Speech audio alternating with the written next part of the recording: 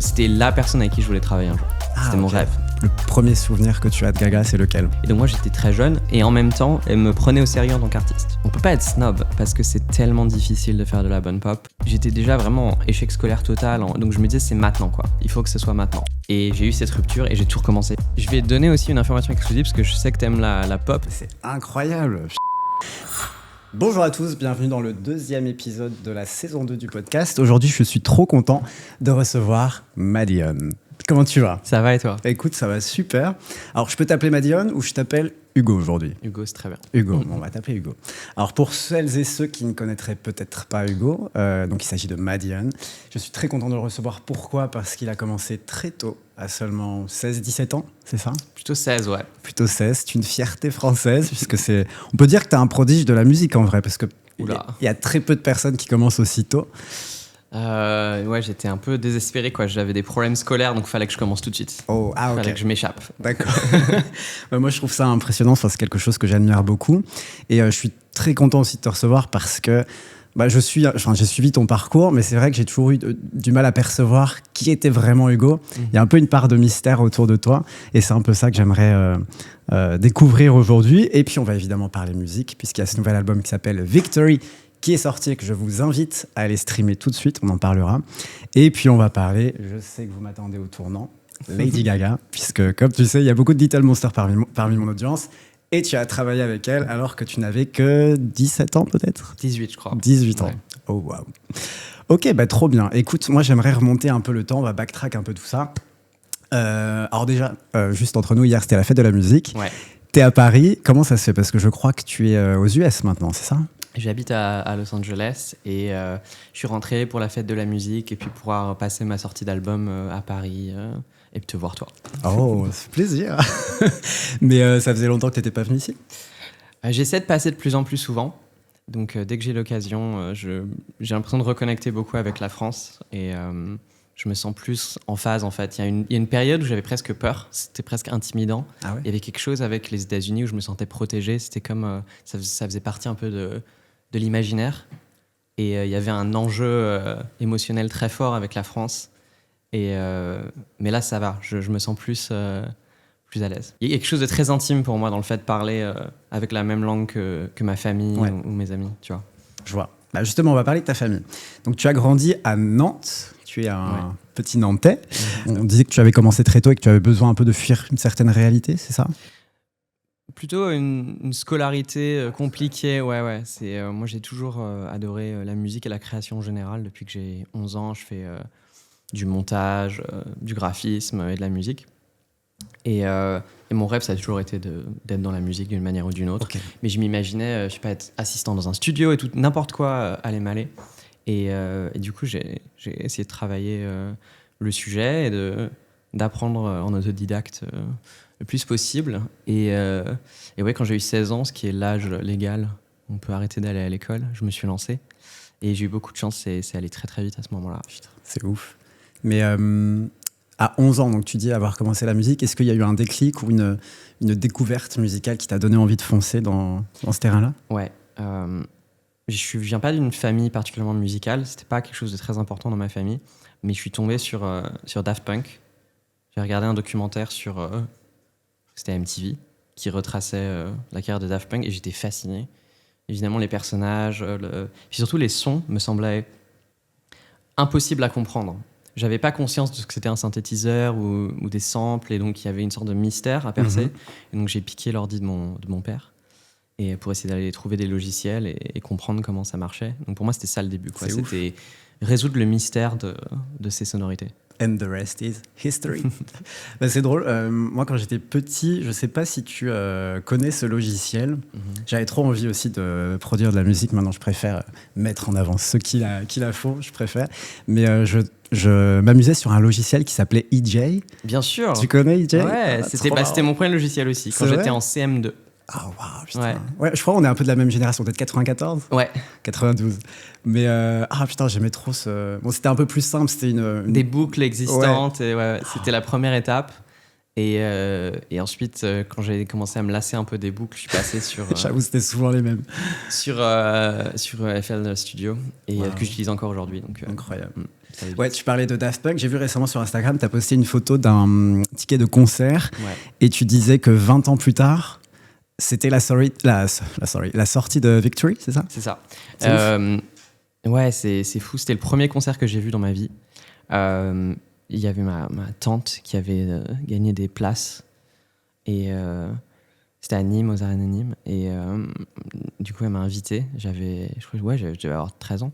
Wow. Et c'était incroyable. Du coup, c'est le premier concert que j'ai vu de ma vie et ça m'a forcément retourné le cerveau. C'était le show mythique avec la pyramide. Et leur dernière tournée, d'ailleurs.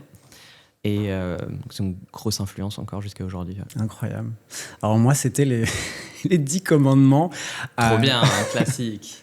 À Nancy, voilà. Je sais pas si ça a eu un impact sur ma vie. Mais bref, on est de la même génération. Donc, il faut rappeler, c'est la génération avant TikTok, avant Spotify, avant les réseaux, tout ça. Ouais. Toi, à quoi ressemblait la découverte musicale, étant donné que tu disais que tu venais d'une famille qui n'est pas forcément à fond dans le domaine de la musique, quoi. Ouais.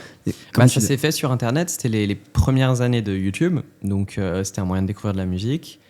Les trucs de peer-to-peer aussi. Et puis, les communautés, les forums, en fait, en ligne, où j'ai pu retrouver d'autres jeunes musiciens qui essayaient d'apprendre les logiciels. Et donc, j'ai créé des amitiés qui perdurent encore aujourd'hui. C'est ouf. Et c'était fou. Par exemple, mon ami Porter Robinson, avec qui j'ai fait le morceau Shelter, je l'ai rencontré, j'avais 12-13 ans, il avait 2 ans de plus. Et on échangeait des messages comme ça. C'était tous les deux notre rêve de devenir musicien. Et donc, lui aussi, il a fait une carrière incroyable. On a tous les deux réussi à devenir musicien. Et pareil, avec, je rencontrais des gens comme Skrillex et Z, avant que ça devienne des projets de cette ampleur-là. Et donc, c'était émouvant, quoi. C'était des Internet Friends, quoi. Ouais. Et finalement, cette génération est devenue la génération de producteurs qui a suivi. Et donc, moi, à la fois dans ma découverte de la musique et ma découverte d'autres producteurs, ça s'est fait comme ça sur les débuts de YouTube et les débuts des forums, quoi. Putain, Internet a tellement ouvert de portes, je trouve ça dingue. Ce qui a été un peu game changer dans l'histoire, c'est pop culture. Une fois que tout a été lancé, qu'il y a eu l'explosion sur les réseaux, je vous mettrai d'ailleurs un extrait de pop culture, mais je suis certain que vous avez déjà vu cette vidéo.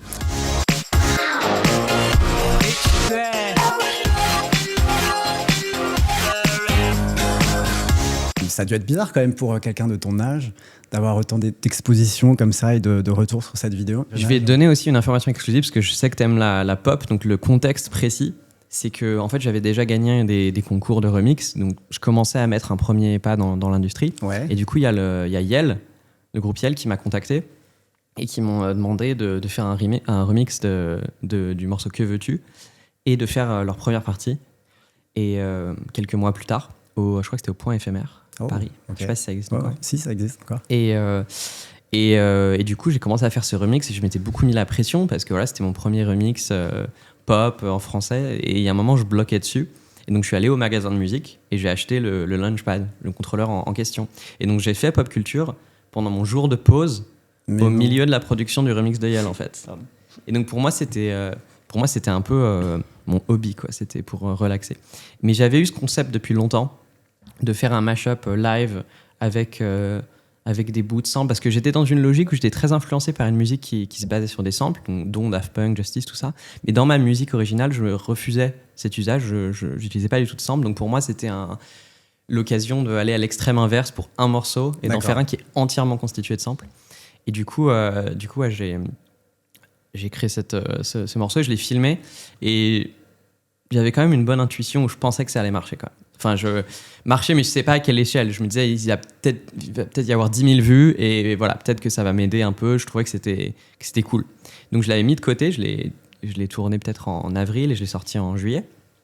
Et donc, je l'ai mis en ligne sur YouTube. Et en fait, j'étais en vacances avec mes parents et on n'avait pas Internet. Donc, j'allais au cybercafé tous les 2 ou 3 jours. Donc, je mets la vidéo et puis voilà, après, j'ai plus Internet. Je reviens 2 jours plus tard. Il y a déjà des millions de vues. Waouh. Et j'avais un manager déjà qui travaillait avec moi et qui, c'était le tout début, et qui me dit t'as une offre pour une tournée en Australie. Et tous les 2 jours, j'allais voir, et tous les 2 jours, ma vie changeait de plus en plus. et je me souviens, c'est le moment où je me suis dit, je crois que ma vie sera plus comme avant. C'était vraiment, vraiment magique. Et en même temps, c'est ce que j'expliquais tout à l'heure, il y avait une vraie distance où ça me semblait dans la fantasy, parce que ça marchait beaucoup aux États-Unis en fait. C'est là où ça se partageait le plus. Donc il y avait déjà un peu ce côté imaginaire qui me protégeait aussi, parce que j'avais 16 ans, 17 ans. Et non, c'était cool. Mais après, moi, j'avais tellement envie de tout ça que d'une certaine manière, je pensais être prêt, en fait. C'est bizarre, mais c'est parce que j'étais déjà vraiment en échec scolaire total. Donc je me disais, c'est maintenant, quoi. Il faut que ce soit maintenant. Ok, je vois. Et donc, du coup, il y avait une urgence et une tension qui m'a fait approcher ce moment un peu différemment. Je sentais que fallait le saisir tout de suite. Donc ça me distrayait de mon anxiété potentielle. Ouais. Tu sentais que tu n'étais pas au bon endroit à la base? Enfin, est-ce qu'il y avait une certaine énergie qui te faisait te dire là, je suis en échec scolaire, ça va pas, je suis pas au bon endroit? Est-ce que tu sentais que tu étais appelé à être ailleurs d'une certaine manière? Ouais, mais je pense que c'est le cas de beaucoup de monde. Alors c'est super pour les gens qui réussissent à voilà, faire correspondre leur passion avec aussi une réussite scolaire, tout ça. Je sais pas, enfin, chacun son parcours, mais moi, c'est vrai que c'était compliqué, quoi. Donc, du coup, je passais tout mon temps, je remplissais en fait des carnets avec des idées de production. Je pouvais pas produire forcément, donc je me disais, ah tiens, en rentrant à la maison, je vais tester un morceau avec tel genre de basse, à tel tempo. Et pendant la récré, j'écoutais en fait des morceaux, je les analysais. Notamment, on aime beaucoup de morceaux de pop. C'est le moment où je suis passé dans où mes goûts sont vraiment élargis. Il y avait un blog au Royaume-Uni qui s'appelait Pop Justice. Ah oui, je connais. Tu connais? Ouais.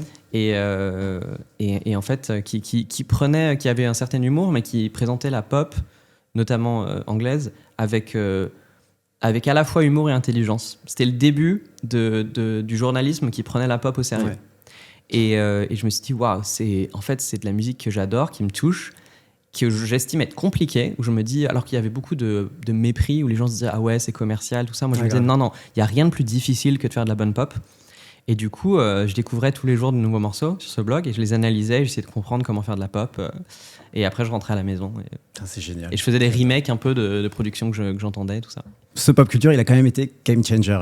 J'avais comment dire, je me disais peut-être qu'il avait eu peur à un certain moment d'être réduit à ça, tu vois, à se dire putain, ça a été un phénomène. Madion, c'est pop culture, parce qu'après, tu as fait bien d'autres choses. J'ai fait 2 choix en fait, sur 2 choix très intentionnels. La première, c'était au moment de tourner la vidéo, je me demandais si j'allais me filmer avec moi dans le champ, parce que j'avais 16-17 ans, mais surtout je faisais beaucoup plus jeune. Je faisais 13-14, quoi. Et je me suis dit, la vidéo va peut-être être plus virale si tu vois un enfant le faire.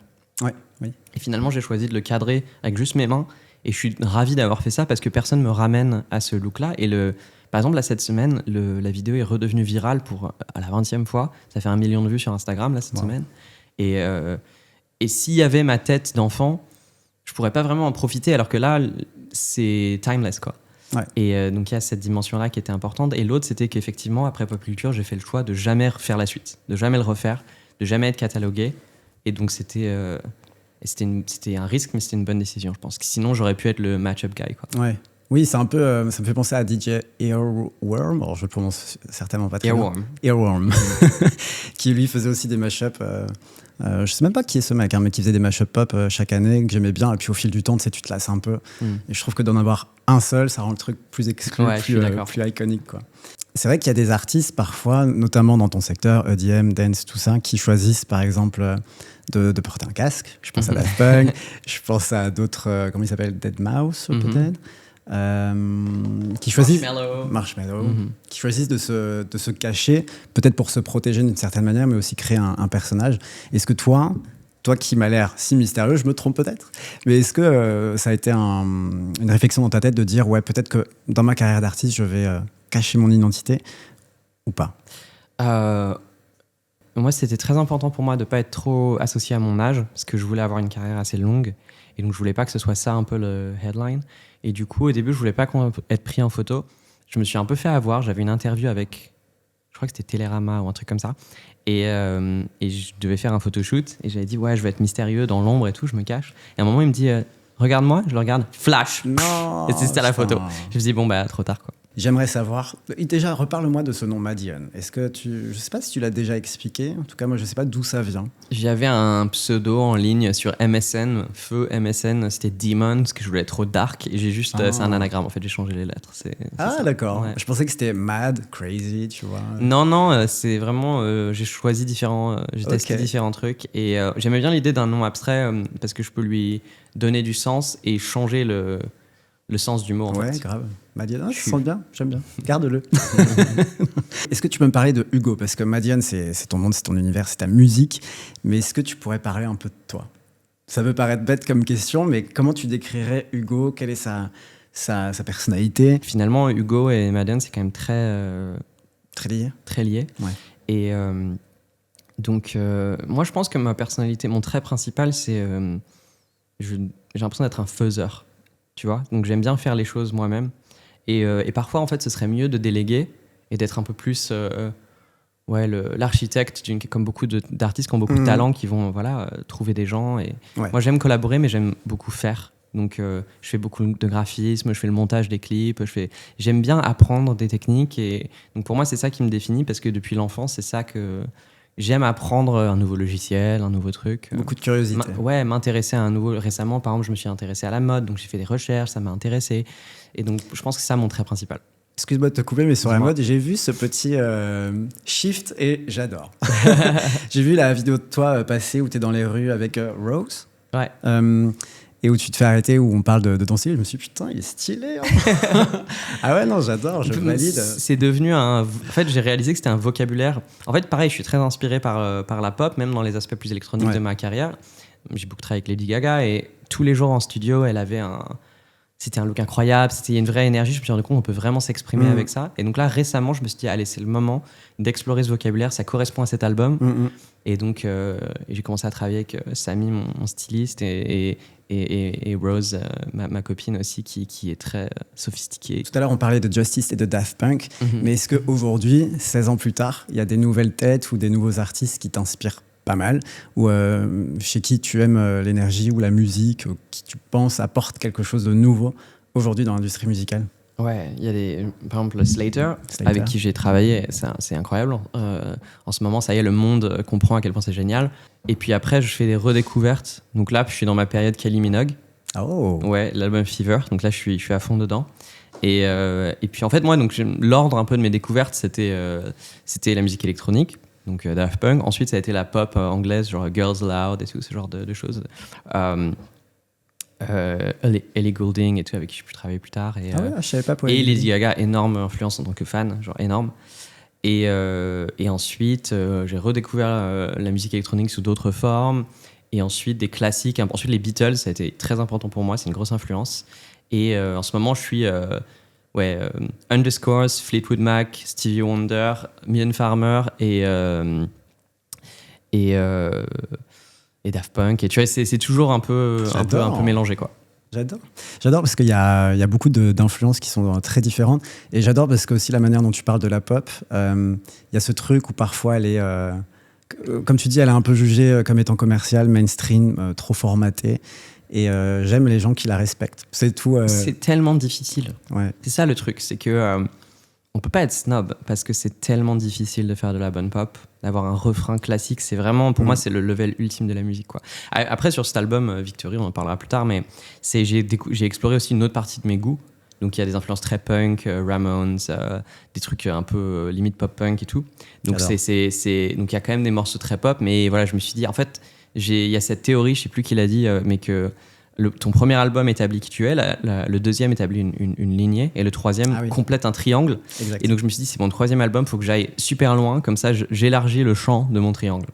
Donc voilà, peut-être que l'album d'après, je vais revenir sur un truc complètement différent, mais j'ai des goûts assez éclectiques. Trop bien. En plus, tu dis effectivement que sur le nouvel album, tu t'es autorisé à faire des choses qui te paraissaient interdites, si j'ai bien compris. Exactement, ouais. Mais on va en parler juste après, ouais. Alors, quelque chose que tu m'as dit qui a évidemment retenu mon attention, c'est que tu disais que Gaga était une énorme influence avant même de travailler avec elle. Ouais. Et ça, je ne savais pas. Je pensais que tu l'avais rencontrée, que tu avais été initié à son art une fois que tu avais pu travailler avec elle. À quel moment tu la découvres? Quelle a été ta première impression? Est-ce que tu as le premier souvenir que tu as de Gaga, c'est lequel? Premier souvenir, c'est à la radio. Je crois que c'est genre Energy qui jouait Just Dance. Et tout de suite, je trouvais ça génial. Donc vraiment depuis le début, quoi. Donc j'ai suivi. Comme tout le monde de Fame Monster, ça m'a retourné le cerveau. Bad Romance, voilà. Et c'est Alejandro aussi sur ce. D'ailleurs, que j'expliquais que je faisais des analyses de production. J'ai recréé Alejandro à l'époque pour essayer de comprendre la production, tout ça. Donc j'écoutais, je suis allé acheter Born This Way quand il est sorti, voilà, tout de suite. Et c'était la personne avec qui je voulais travailler un jour. C'était mon rêve. D'accord. Et je crois pas qu'elle le savait. Hein, mais, et donc, ensuite, je jouais à Lollapalooza, donc un festival américain. Et il y avait, je crois que sa team qui était là et qui a dit est-ce qu'il est intéressé pour faire sa première partie sur la tournée Born This Way. Incroyable. Et donc, j'ai fait un coup de bluff. J'ai dit oui, mais à condition qu'elle écoute une de mes démos pour son prochain album. Ah putain. J'aurais dit faut qu'elle écoute au moins ce morceau. Donc j'ai choisi un morceau qui est devenu Mary Jane Holland sur Art Pop. Et c'était juste une instrumentale. Et je me suis dit que c'était un peu risqué, c'était pas un peu edgy, quoi. Et donc voilà, j'envoie ça. Et effectivement, ensuite, il m'offre formellement, voilà, tu vas faire la première partie de la tournée aux États-Unis. Incroyable. Et je reçois un coup de fil de Lady Gaga qui me dit j'ai adoré le morceau, j'ai déjà écrit dessus, j'ai déjà les paroles et tout, c'est trop bien, faut qu'on se rencontre, tout ça. Donc, incroyable, c'était mon rêve absolu. Oh my god, attends, t'achètes J'étais à tous Nantes, ces albums. à Nantes et je reçois un appel numéro américain. Ouais. T'es à Nantes et t'as Gaga qui t'appelle au téléphone, j'adore ta démo, mais c'est incroyable, putain. Mais attends, alors moi j'avais cru comprendre que cette démo que tu as envoyée s'appelait Revenge. Ouais, non, c'est ça. Et c'était, mais j'avais mis un nom au hasard. Ah d'accord. C'était une production que j'avais faite. Je crois que mon éditeur avait essayé de l'envoyer à des gens et tout, ça m'intéressait pas trop. Mais moi voilà, mon rêve, c'était Gaga dessus. Donc, wow. Mais elle a levé après on l'a affiné en studio ensemble, elle avait ses propres idées, tout ça. C'était un point de départ, quoi. D'accord. Qu'est-ce qui se passe ensuite? Vous vous rencontrez, vous allez en studio, qu'est-ce qui se passe? Ouais, je me souviens plus exactement du timing, mais je la rejoins Non, je crois qu'on se rencontre pour la première fois à Paris. Elle jouait au Stade de France. Mm-hmm. Et je crois que c'est là, oui, on se parlait déjà. Et donc je l'ai rencontrée juste après le show au Stade de France, en loge. Et après, on est allé, elle était dans une super énergie, tout ça. Et on est allé à l'hôtel et elle avait un piano à queue, normal. Et du coup, je commence à jouer. Et naturellement, en fait, elle avait déjà un refrain de Gypsy, mais elle n'avait pas ce qu'il y avait autour. Et donc moi, je commence à jouer, ça devient le couplet, le post-chorus, tout ça, et il y a un truc un peu magique qui se passe. Wow. Et donc je compose, je commence à enregistrer. Et donc le soir, après le Stade de France, c'est là qu'on a fait Gypsy. Et j'ai eu trop de chance que moi, le piano, je joue bien que en do majeur, parce que d'habitude je transpose après, et donc j'avais trop peur qu'elle me dise ouais, pour ma tonalité tu peux décaler, et elle me disait non, le do majeur c'est parfait pour ma voix, pour ce morceau, donc j'étais trop soulagé. Trop bien. Et donc ça c'était la prochaine étape, et ensuite on s'est surtout Art Pop, j'ai passé je crois 2 mois à Los Angeles quand on a fait l'album, un peu à Chicago, donc après c'était l'aventure, quoi. Incroyable. En plus, tu dis que tu as envoyé cette démo qui est plus tard devenue Mary Jane Holland et qui avait peut-être une certaine crainte parce que tu trouvais ça un peu edgy. Mais finalement, les planètes étaient alignées puisque Art Pop avait quand même ce côté plus industriel, plus chaotique dans le bon sens du terme.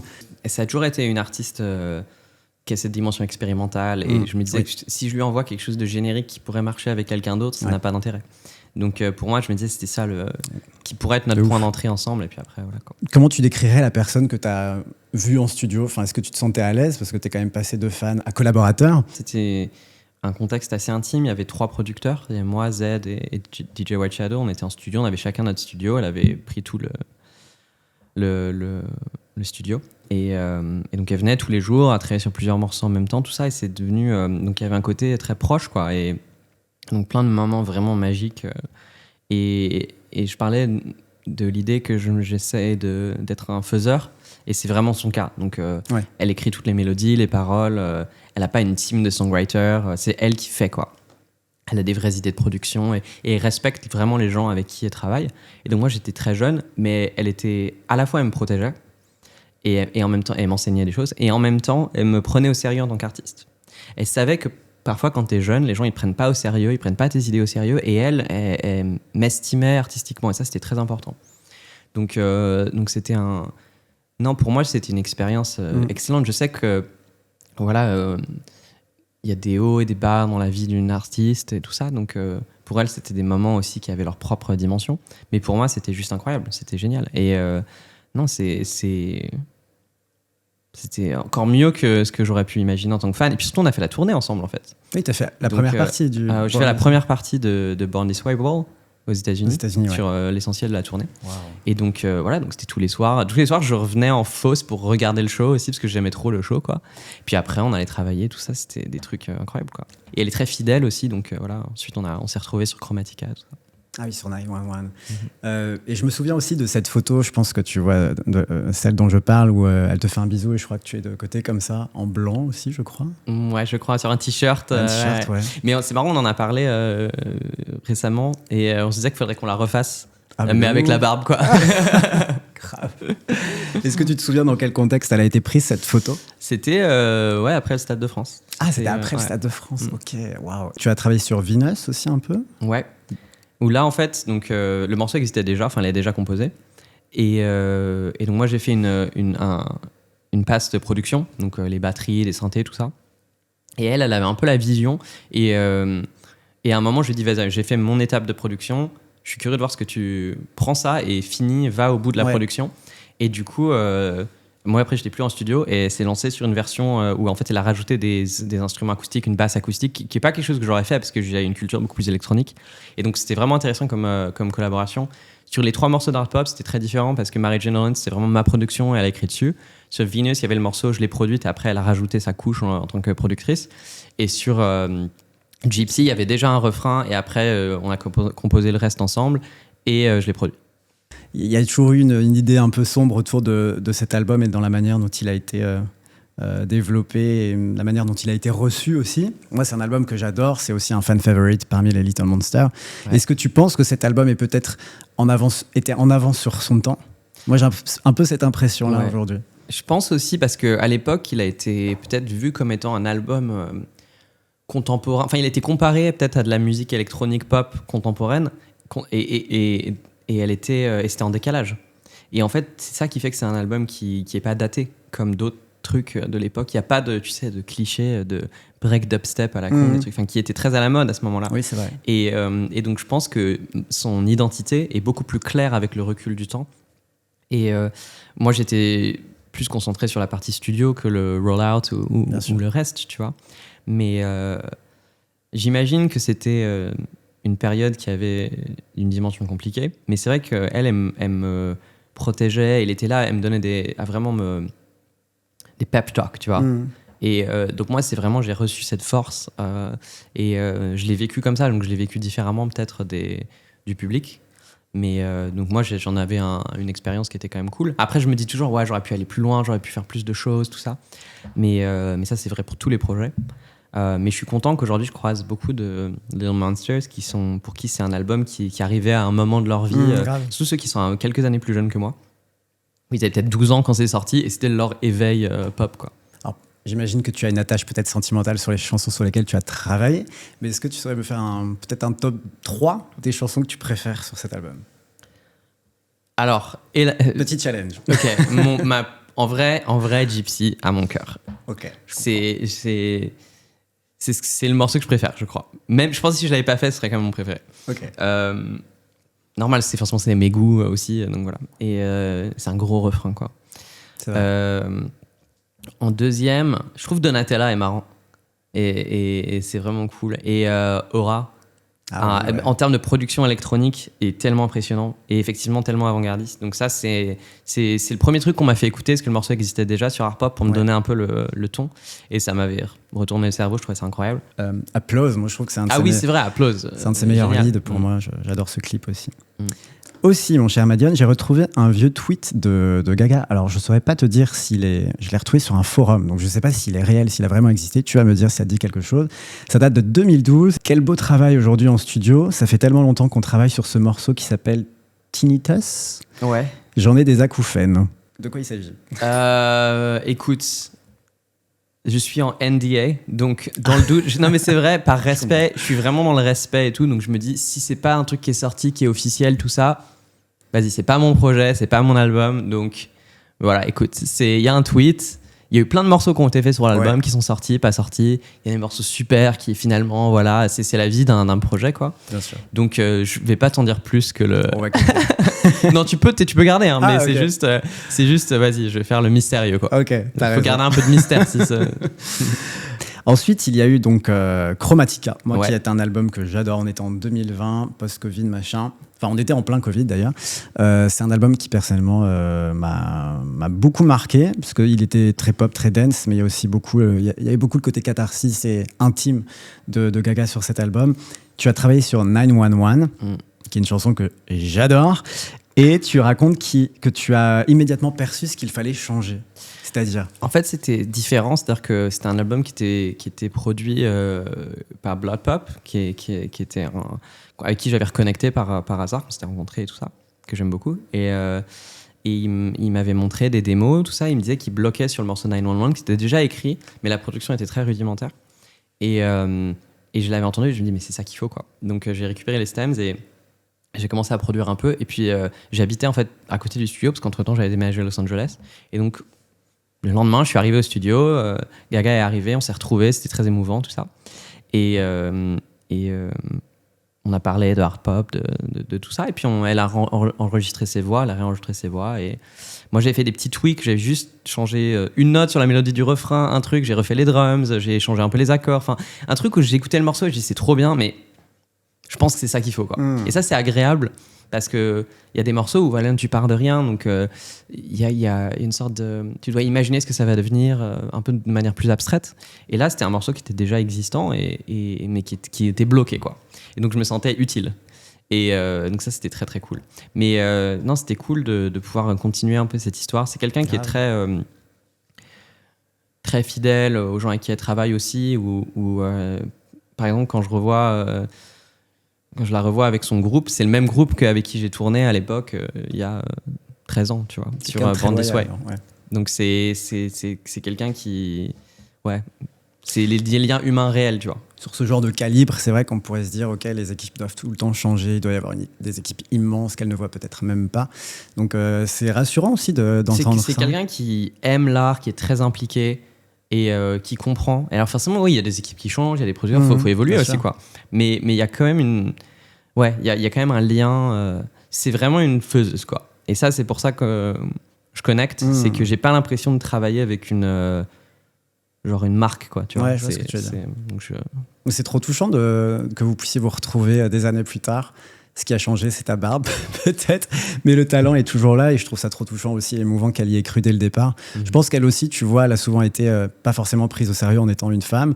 Et je trouve ça aussi cool qu'elle t'ait renvoyé le truc malgré ta jeunesse, entre guillemets, ce qui veut absolument pas dire que tu n'as pas de talent, au contraire, qu'elle y ait cru. Et puis, je trouve que l'histoire est trop belle, quoi. Donc, franchement, bravo pour ça. Bravo. Puis tu nous as servi des bangers, donc on adore. On va avancer le temps désormais, puisque ton nouvel album Victory est sorti.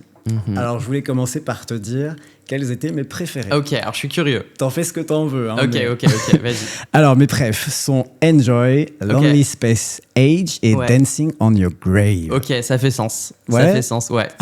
Pourquoi ça fait partie, c'est les morceaux un peu qui ont le plus de chaleur, de couleur, où c'est un album qui est un peu méchant, tu vois, qui capture un moment de ma vie où une forme de rébellion, en fait. C'est ce moment après une rupture où tu essaies un peu de te réimaginer et en fait tu fais une performance mais vis-à-vis de toi-même. Tu essaies de te convaincre que tu es plus fort que tu ne l'es vraiment, tu vois. Je comprends. C'est ça que l'album s'appelle Victory, parce que tu essaies de te faire croire que tu as gagné potentiellement dans la rupture. Tu dis non, mais en fait c'est pour le mieux, ou en fait c'était en tout cas voilà, c'était mon expérience, et tu refuses le moment de digérer un peu la difficulté du cœur brisé, quoi.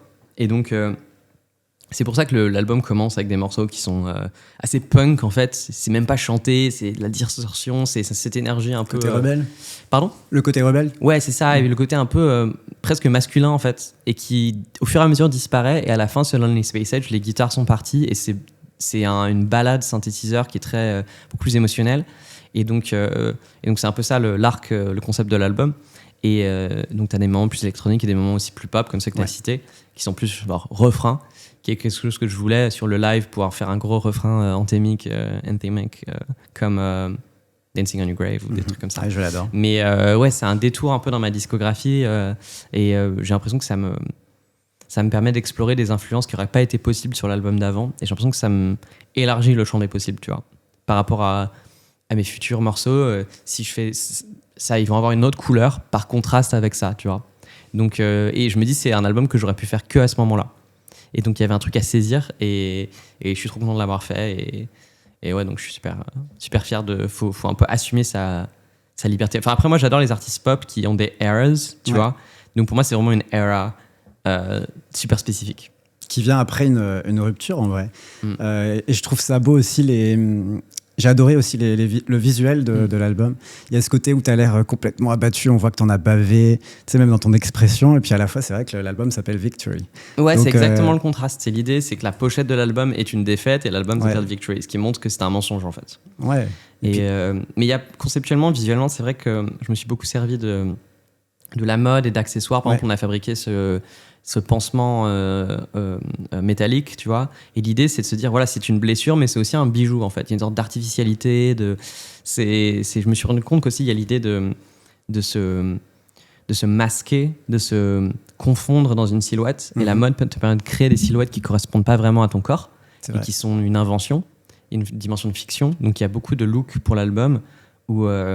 on a fait beaucoup de looks au final, on a fait plusieurs shoots et tout, à Paris, entièrement à Paris d'ailleurs, avec une équipe parisienne parce que je voulais reconnecter et c'était important pour moi. Et c'est une ville où il y a quand même un ancrage mode beaucoup plus important qu'à Los Angeles, je t'avoue. C'est un truc qui est un peu absent de Los Angeles, il n'y a pas vraiment de culture mode de la même manière. Et donc ouais, l'idée c'était de. Voilà, le thème de l'album c'est que je me réinvente, je me cache. Et donc du coup. L'idée de créer des looks comme ça qui permettent de produire des formes souvent avec des grandes épaules, et comme ça, d'essayer de se faire passer pour plus fort qu'on ne l'est, quoi. C'était ça. Je me suis dit, c'est trop bien de le faire à travers la mode parce que c'était pas quelque chose que j'avais imaginé d'employer par le passé. Le dernier album, enfin le présent, c'était Good Face, qui avait d'ailleurs été nommé aux Grammys. Ouais. Bravo pour ça. Mais du coup, c'était en 2019. Et je me disais, pour des artistes de ton calibre, c'est vrai que 7 ans, ça peut paraître très long. C'est très long. Bon, il y a eu le Covid, tu vois. Mais... Il y a eu le Covid et surtout, j'ai tourné l'album longtemps. J'ai fini de le tourner en 2023 parce qu'il y avait un live que j'aimais beaucoup. Mais en fait, j'étais en train de faire plein de trucs et je faisais un autre album qui avait rien à voir. Et j'ai eu cette rupture et j'ai tout recommencé parce que je me sentais pas de sortir un album qui était aussi hors sujet par rapport au moment où j'étais dans ma vie. Donc j'ai mis tous ces morceaux de côté et effectivement, après moi j'aurais bien aimé aller plus vite. Je pense que là à l'avenir ça va aller plus vite. J'ai un peu un projet quoi. Mais ouais, c'était beaucoup plus long que prévu. Il y a eu le Covid, il y a eu des transformations dans ma vie, et plein de choses. Mais je me sens être tellement une personne différente par beaucoup d'aspects beaucoup plus apaisés et beaucoup plus confiante. Et du coup je me sens libre, quoi. T'as raison, c'est long. Enfin, j'avais pas réalisé que ça allait être aussi long. Ce que j'allais te dire, parfois, il faut aussi vivre des expériences, bien qu'elles soient parfois négatives, comme une rupture. Parce que c'est Bilal d'ailleurs qui m'en parlait. Je trouvais ça très juste ce qu'il disait, c'est que parfois. J'adore Bilal, on se parle et tout un peu. Je l'ai jamais vu en vrai. Faudrait que j'aille le voir. Ouais. Mais il disait que tu vois, ce qui est cool aussi dans l'art et la musique, c'est que parfois des albums sont des marqueurs d'humeur et que une rupture, c'est certes parfois quelque chose de très drainant énergétiquement et puis de triste parfois, mais à la fois ça permet aussi de créer quelque chose derrière qui est beau. En fait, c'est un des pouvoirs magiques du fait d'être un artiste, c'est quand il y a des choses qui se passent, positives et souvent ou négatives, on se dit ouais, ça a de la matière première pour produire quelque chose qui a du sens. Grave. Et je me dis finalement ça valait le coup, tu vois. Et si j'avais pas la possibilité de digérer des choses dans la vie à travers l'art, ce serait un poids supplémentaire. Et donc même Good Face finalement, qui était un album assez joyeux, il était nécessaire pour digérer des choses qui étaient en fait très difficiles aussi, mentalement, tout ça. C'était une autre période de ma vie qui a aussi pris du temps et donc là je suis content maintenant, j'ai une discographie où je peux revenir, je peux un peu revivre ma vie et exorciser aussi des étapes. Et c'est le 3e. Ouais. Sur ce 3e album, on retrouve également un feat avec Slater. Qu'est-ce que tu admires chez elle et comment ça s'est passé en studio avec elle? J'avais déjà composé le morceau et c'était un morceau qui parlait de l'amour comme si c'était la guerre, tu vois, et d'une rupture où on s'imagine avec une forme de violence qui est là pour cacher l'amour et le cœur brisé. Et je me disais que le morceau nécessitait un point de réponse. Mhm. Donc, elle apparaît sur le deuxième couplet et ensuite sur les refrains. Et c'était très important d'avoir cette symétrie. Et moi, j'étais fan de Slater. On essayait déjà de faire des choses. Et moi, je voulais produire des trucs et tout. Et puis ça s'était pas fait. Donc voilà. Et donc là, je l'avais invitée sur le morceau. Puis elle est venue à la maison. Et ça s'est fait super vite. Au début, on avait 2 jours. Et en fait, en 2 heures, elle avait plié le truc. C'était incroyable. Et je me suis dit, faut pas qu'on insiste trop et qu'on gâche en essayant d'être trop précis. Il faut garder cette énergie-là, immédiate. Elle était en train de finir ce qui est devenu Worst Girl in America. Et je sentais qu'il y avait une énergie particulière. Et quand l'album est sorti, je dis voilà, c'est ça qu'on attend. J'étais déjà fan de Slater, mais là, je dis c'était ça. C'est le moment, quoi. Trop Et bien. le monde est d'accord. Et là, par exemple, les trends TikTok sur Dance, tu vois, j'aime bien que je sens que les gens commencent à s'approprier ce projet. Et donc moi, je suis trop fan. Et du coup, je suis très content d'avoir sa personnalité qui apparaît sur l'album parce que c'est vraiment une attitude qui était nécessaire et qui a vraiment elevated le projet. J'ai envie qu'on refasse un peu qu'on dézoome un peu et qu'on se place en spectateur sur tout ce qu'on vient de se dire depuis maintenant 1 heure. Quand tu regardes ton parcours, tu pourrais me dire quelle est la chose dont tu es le plus fier aujourd'hui en tant qu'artiste? Il y a plein de choses. Il y a le fait que la fanbase, notamment aux États-Unis, ils sont très liés. Ils créent énormément de choses. Il y a des fan art incroyables. Donc le fait d'avoir créé un contexte qui permet aux fans de se retrouver, c'est un des trucs qui me fait le plus plaisir. Je trouve ça génial. Globalement, l'idée de transmission, tu vois, où je sais pas si tu vois Nina Geraci, qui est une artiste électronique mais qui chante et qui est géniale, et elle a un morceau qui explose qui s'appelle iPod Touch, où elle parle du fait d'être jeune ado et d'écouter son iPod sur le chemin de l'école en découvrant une musique qui l'inspire, qui lui donne envie de faire de la musique. Et elle m'expliquait que c'était un morceau qui parlait un peu de mes morceaux de cette époque-là. Je me suis dit, en fait, il y a cette idée de transmission où moi, j'ai des artistes qui m'ont influencé. Et l'idée que j'influence quelqu'un et qu'elle-même, elle va influencer des générations derrière, on se passe des choses, humblement, quoi. Et c'est ça, je trouve ça génial. Et puis... artistiquement, je crois que le truc dont je suis le plus fier, c'est peut-être le live, parce que c'est le mélange de toutes mes passions. Et ça réunit la mode, tout ce que tu disais. Exactement. Et aussi le fait de toute la dimension visuelle. En fait, je le fais avec une équipe, on est très très soudés. On est 5, on fait ça à la maison, chacun sur nos ordis, et à égalité, tu vois. Je suis pas en train de... On est vraiment là, on se passe des fichiers, et on crée... Moi, j'ai créé une petite maquette de mon live, en fait, qui est installée, et avec un mini écran, quoi, et on teste les fichiers. Il y a une petite figurine de moi qu'on fait cette espèce. J'aimerais trop voir ça.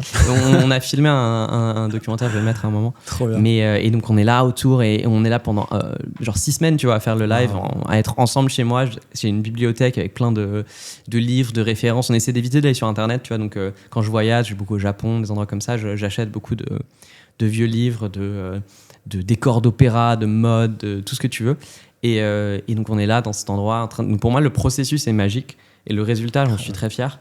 Et donc le côté multidiscipline, je trouve, est bien capturé dans le live. Donc artistiquement, je pense que Victory Live, c'est peut-être le truc dont je suis le plus fier au final. Madiane, si on refait cette interview dans 10 ans, quelles sont les choses qui, selon toi, changeront d'ici là? Alors déjà, j'aurais sorti 25 albums. T'auras plus de barbe peut-être? Ou moins, je vais peut-être me raser là. Ok. Mais cheveux gris, tout ça. Non, je pense que je vais avoir plein d'albums, ça va aller plus vite, je me le souhaite. Je me souhaite d'avoir un truc qui me surprend complètement, d'avoir une era qui est inimaginable pour moi aujourd'hui, qui me choquerait, ça ce serait trop bien. J'ai envie peut-être d'avoir reproduit pour d'autres artistes, d'avoir Et moi, mon rêve ultime, c'est d'avoir un morceau que je compose pour quelqu'un d'autre ou en collaboration, peu importe, mais le hasard fait que ça devient un classique de chez classique, quoi. Pour moi, un classique, c'est un morceau où il va être joué dans les mariages pendant 30 ans, tu vois, ou à l'infini. Ça, pour moi, c'est le niveau ultime, genre September de Earth, Wind and Fire, ou il y a plein de morceaux, mais tu vois, genre des classiques où je me dis ça m'appartient plus, c'est pour la vie, c'est pour le monde, c'est pour la culture. Ça, c'est mon rêve, de me dire il y a un morceau qui me dépasse, le hasard a fait que j'ai fait un petit truc dessus, mais ça fait partie ça, c'est mon rêve. Et est-ce que je dois te couper, mais ce classique-là, imaginons, je l'espère pour toi qu'il va naître. Est-ce que, je sais pas, est-ce que tu as un artiste ou une artiste que tu aimerais mettre dessus? Je veux être surpris. Je veux que ça se fasse naturellement. Je veux pas le jinx, Okay. tu vois. Et donc, franchement, je veux être surpris. Okay. Mais c'est mon rêve, en tout cas. Tu vois. C'est ça qui donne de l'espoir moi, aussi. La vie ça est extra. marquera le... Ouais, voilà. Je veux avoir une partie de ma carrière où je me sens complètement en contrôle et ça capture qui je suis. Et je veux avoir un moment où c'est une surprise et c'est un morceau inattendu. Voilà, c'est mon rêve. C'est ce qui est beau aussi dans la vie. Trop bien. Bah écoute, on se donne rendez-vous dans 10 ans. On fait ça, promis. Merci en tout cas, Madiane. Merci Hugo. Je suis très content de t'avoir reçu. Ça fait longtemps que je suis un peu ce que tu fais. Trop bien. Et tous tes projets. Et moi, je suis hyper admiratif de ton parcours, vraiment. Toutes les anecdotes que tu nous as racontées sont incroyables. Et allez écouter ce nouvel album Victory. Les visuels sont incroyables. La musique est excellente. Le live a l'air incroyable. Donc franchement, foncez l'écouter. Je te souhaite beaucoup d'amour, je te souhaite plein de succès, je te souhaite de trouver ce fucking classique qui, je suis certain, verra le jour. Et puis, je te dis à très vite. Merci à toi, Madiane. Merci. Si vous avez aimé cet épisode, n'hésitez pas à mettre des petites étoiles et surtout à aller streamer Victory. Gros bisous, ciao ciao.